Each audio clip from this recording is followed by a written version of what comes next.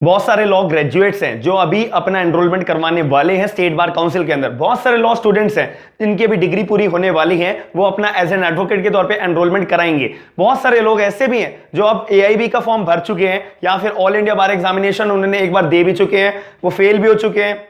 बहुत सारे उनके क्वेरीज आती हैं, उनमें से एक क्वेरी मैं आपको सॉल्व करवाऊंगा आज की इस वीडियो के अंदर। और बहुत सारे लोग ऐसे हैं जो ऑल इंडिया बार एग्जामिनेशन क्लियर कर भी चुका है, उनको भी अगर ये डाउट पता था तो आप मुझे कमेंट बॉक्स के अंदर बताना कि हाँ हमें ये डाउट पहले से पता था। जिन बच्चों को नहीं पता था वो भी अपना कमेंट सेक्शन में बता देना कि आपने अगर इस डाउट को नहीं पता था क्लियर हो चुका है। जो लोग जानते थे या नहीं जानते थे सभी लोग मेरे को अपना पॉइंट ऑफ व्यू जरूर बताना कमेंट बॉक्स के अंदर। और दूसरी बात, ऑफिशियल नोटिफिकेशन के तौर पर जो मैं आपको अपडेट बताने जा रहा हूं ऑल इंडिया बार एग्जामिनेशन की, वो भी आपको लिंक जो है मैं डिस्क्रिप्शन बॉक्स के अंदर दे दूंगा, आप लोग चेक कर लीजिएगा। तो पूरी वीडियो आप ध्यान से देखना, जो भी आपको अपडेट मैं बताऊंगा बहुत ही इंपॉर्टेंट होगी सभी ऑल इंडिया बार एग्जामिनेशन के लिए जो एग्जाम देने जा रहे हैं या फिर देने वाले हैं या दे चुके हैं, या फिर आप लोग लॉ स्टूडेंट हो, दोगे स्टेट बार काउंसिल के अंदर आप लोग एनरोलमेंट करवाओगे, उसका भी एक मेजर पॉइंट है।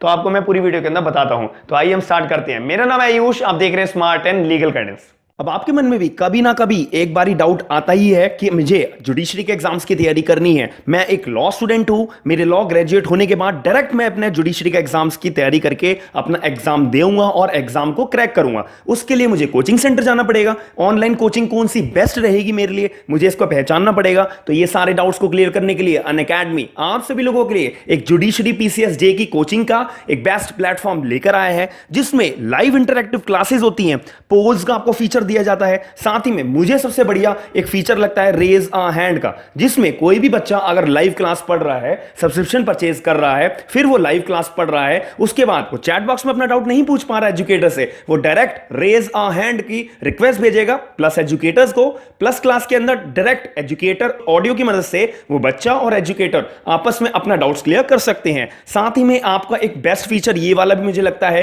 कि आप कहीं भी और कभी भी क्लासेस ले सकते हो। आपकी कभी by chance live class miss हो गई है, कोई बात नहीं, आप रिकॉर्डेड क्लासेस देखिए।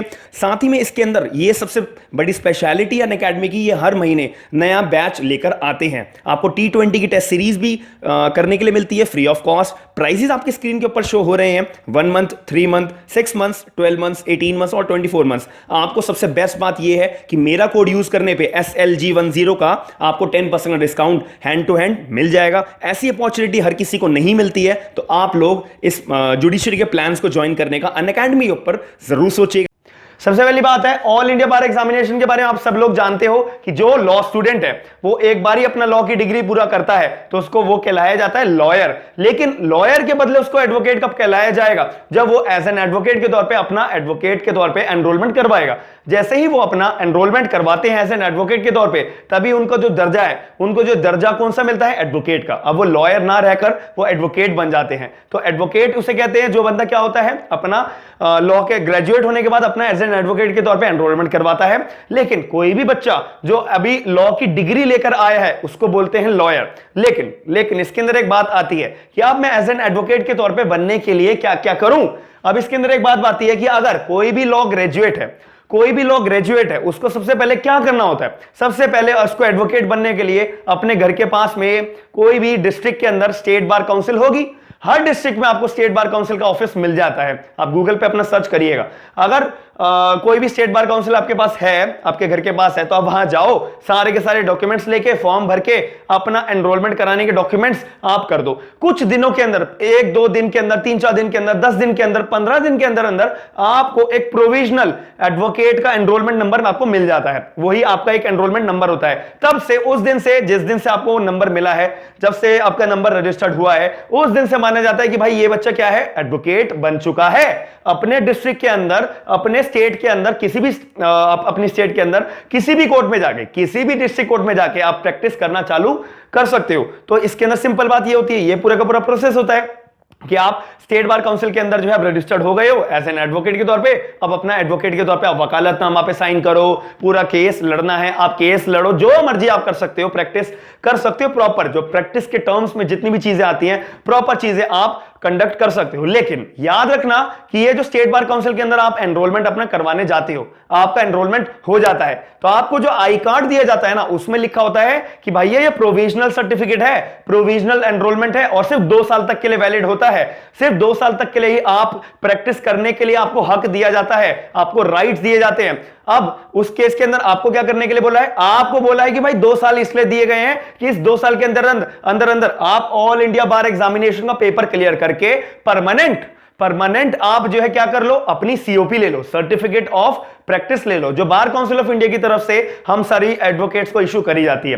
तो सर्टिफिकेट ऑफ प्रैक्टिस जब भी मिलती है जब आप स्टेट बार काउंसिल में अपना एनरोलमेंट करा लेते हो, उसके बाद आप ऑल इंडिया बार एग्जामिनेशन का पेपर भरते हो और देते हो और क्लियर कर लेते हो, तब आपको परमानेंट आपको जो है प्रोविजनल हटके आपका परमानेंट का एक नया आई कार्ड आपको दिया जाता है। फिर आपको परमानेंट बार काउंसिल की तरफ से आपको जो है एनरोलमेंट नंबर आपको मिल जाता है। एज एन एडवोकेट के तौर पे आप किसी भी कोर्ट के अंदर जो है जाकर प्रैक्टिस कर सकते हो। स्टेट बार काउंसिल में जब आप रजिस्ट्रेशन कराओगे तो आपको रिस्ट्रिक्ट कर दिया जाएगा कि भाई अपने स्टेट में ही तुम जो है प्रैक्टिस करो, लेकिन जैसे आप ऑल इंडिया बार एग्जामिनेशन का एग्जाम क्लियर करते हो तो आप पूरे के पूरे इंडिया के अंदर जो है प्रैक्टिस कर सकते हो। लेकिन अभी एक डाउट एक आता है कि यार मैं 2 साल के अंदर अंदर मेरे को एआईबी देना है, अगर मैंने 2 साल के अंदर अंदर एआईबी क्लियर ना करा तो क्या होगा मेरे साथ?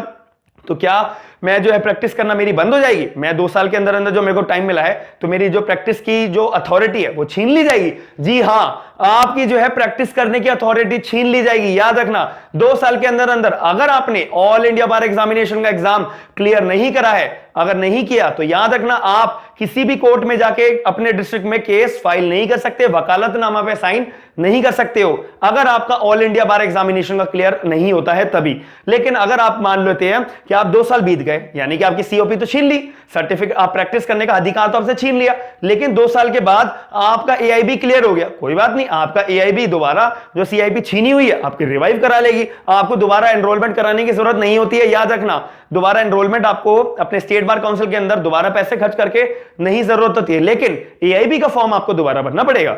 एआईबी का फॉर्म आपको दोबारा भरना पड़ेगा। आपने जो पुराना एनरोलमेंट है 2 साल के बाद अगर आप क्लियर नहीं करते हो तो टेंशन ना लो, आप अपने पुराने वाले जो आपका एनरोलमेंट करवा रखा है अपने एक ही बार, उसी एनरोलमेंट का जो नंबर है वही आप एआईबी के फॉर्म भरते टाइम डालो और आपका एनरोलमेंट जो है वही चलता रहेगा, लेकिन एक्सपायर्ड रहेगा। क्यों? क्योंकि आपने एआईबी का एग्जाम क्लियर नहीं करा है। अब इसके पीछे लॉजिक क्या होता है? इसके पीछे लॉजिक ये होता है कि आपको मान लेते हैं कि आप लॉ ग्रेजुएट हो गए हो, लॉ ग्रेजुएट करने के बाद आपको इमीडिएटली क्या बोलना चाहिए कि आप एक लॉयर हो, आपको एडवोकेट के तौर पे भी प्रैक्टिस करनी है, तो आप स्टेट बार काउंसिल में जाओगे, अपना जो है एनरोलमेंट करा लोगे। तो एक बात मान लेते हैं आपने आज क्या चल रहा है, सितंबर, तो सितंबर के दिन आपने जो है अपना एनरोलमेंट करवाया। अब एआईबी का एग्जाम है मान लेते हैं जनवरी में, फरवरी में, आपको भी पता है थोड़ा बहुत डिले चल जाता है, तो इतने टाइम पीरियड 3-4 महीने क्या आप खाली बैठे रहोगे? 3-4 महीने तक आप क्या प्रैक्टिस नहीं करोगे? कुछ ना कुछ तो करोगे ना। तो इस वजह से ही इस कॉन्टेक्स्ट को बोला गया है कि प्रोविजनल हम एनरोलमेंट दे देते हैं इनको एज एन एडवोकेट के तौर पे कि बहुत ही ज्यादा मिस हैपनिंग हो गई, कुछ भी बहुत दिक्कतें आ गई, तो भाई बंदे को 2 साल का टाइम पीरियड है, 2 साल तक वो अपनी जो है प्रैक्टिस करना चालू करे, प्रैक्टिस करे, घर ना बैठे, तैयारी मतलब अपना कुछ भी एक्टिविटीज उसको एज एन एडवोकेट करनी है, अपना काम चालू करना है, वो कर सके। फिर एआईबी अपना एग्जाम क्लियर करे और एग्जाम क्लियर करने के बाद उसको परमानेंट सीओपी ले जाए हमसे। सिर्फ वही सक्षम लोग एडवोकेट बनने के लिए लायक होते हैं जिनके पास नॉलेज होती है, जो एआईबी का एग्जाम क्लियर करने के लिए हक रखते हैं। एलएलबी के बाद में लॉ ग्रेजुएट हो गए, लॉ ग्रेजुएट होने के बाद स्टेट बार काउंसिल में अपना एनरोलमेंट करवाओगे, उसके बाद एआईबी का फॉर्म भरोगे, एआईबी का फॉर्म भरने के बाद वो क्लियर करने के बाद आपको परमानेंट सीओपी मिलती है। तो मैं आशा करता हूं कि आपको मन में ये जो डाउट होगा ना, बहुत सारे लोगों के मन में ये डाउट होता होगा, फिर भी कोई भी अपना डाउट आपके और इसके अलावा आता है तो आप मुझे कमेंट बॉक्स के अंदर जरूर बताइएगा। मैं वही डाउट को वीडियो बना के आपको प्रोवाइड कराऊंगा और आपके डाउट्स को और क्लियर करूंगा। जो भी आपके मन में डाउट हो मुझे कमेंट बॉक्स के अंदर बताना। और डेली अपडेट्स जानने के लिए आप मेरे चैनल को सब्सक्राइब जरूर करिएगा, वीडियो को लाइक जरूर करिएगा और अपने करीबी दोस्तों को ये डाउट और ये वीडियो शेयर करके मुझे अप्रिशिएट जरूर करिएगा। थैंक यू, धन्यवाद।